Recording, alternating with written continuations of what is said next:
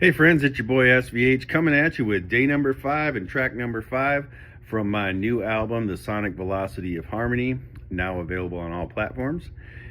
This one is called Lover's Prayer, and this is kind of a unique standout on the record because this song was actually written and recorded all in one day. It was all done very sporadic, very uh, improvisational, I guess you would say. But this was done on Christmas Day about 22 years ago or so. I had just moved to California, and I'd been here maybe 7, 8 months. I had gotten divorced 6 months prior to this. It was my first Christmas here by myself. Lived with a friend of mine that was my roommate, from a friend of mine from back in Ohio. He was off with his family that day, and I was just home alone.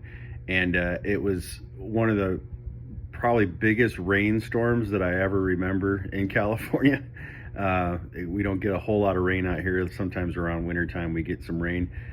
We've had a few good rainstorms, but this one in particular was like streets flooded and everything else. It was nasty, and I just remember being at home and being really depressed, being down, feeling very alone, kind of not questioning the move to California or anything, but just kind of questioning where I'm going from here, because it was a fresh start time for me. It was a time to kind of restart and do things differently and look at my life differently. And I was also at a place in my life where I really wanted true love. I really wanted to find a partner that I could really spend my life with, and that I could really grow with.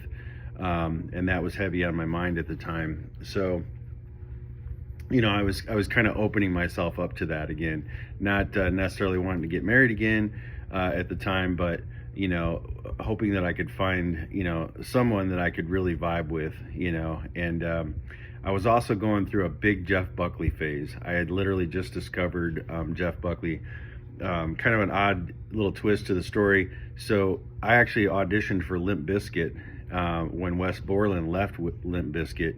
They had open auditions. I ended up making a package with a demo that I sent to their management company, and I made this a big, long, round cardboard roll.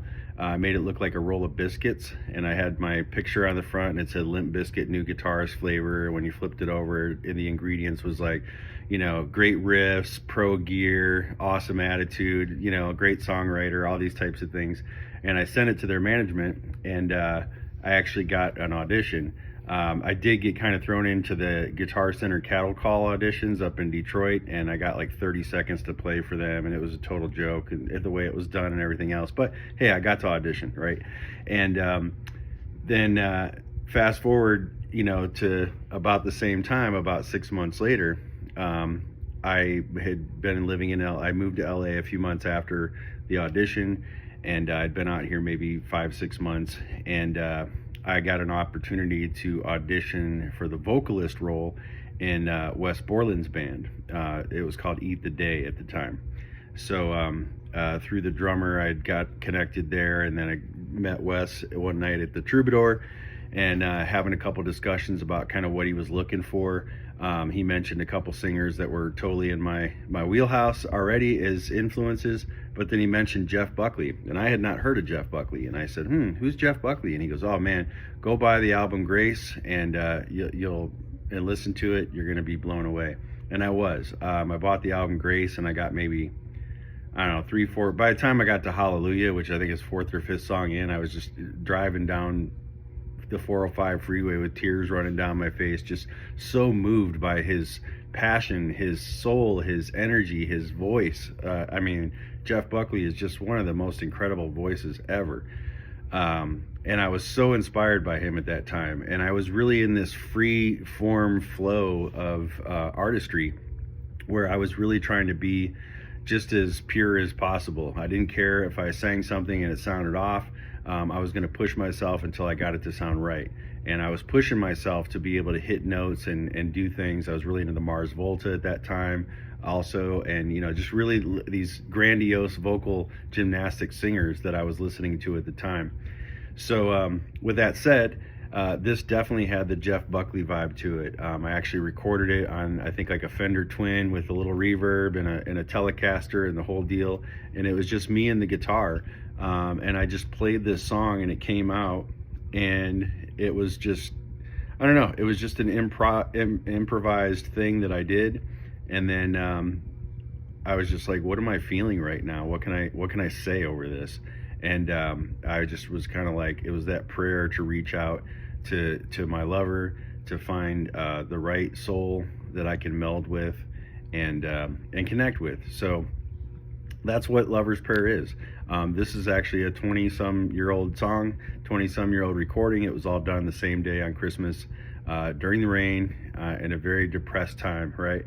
And there's a few little flaws in it. There's a few things that could probably be cleaned up on the guitar parts, maybe timing wise. Vocally, I think most of it was pretty strong. There was a couple little words that just the ramp up to the note was a little off, so I did put an extra layer of vocals on in a couple of those parts just to kind of blend it better, to where it sounds more congruent with what I wanted it to sound like. But it's pretty much the same song that was recorded several years ago, and I think it's a beautiful song. I think it's some really great guitar playing.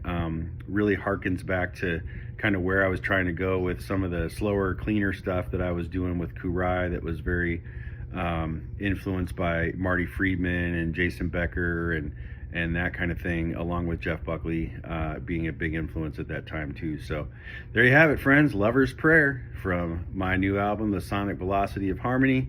And I will say that the Lord did answer my prayer. I found a beautiful wife, a beautiful woman that is my wife now of almost 20 years, Carrie. So my prayer was answered, and been very happy and very blessed to have her in my life. So it's just one of those things. You got to put your prayer out there, and you got to let it go, and just let God do what God's going to do in God's time, right?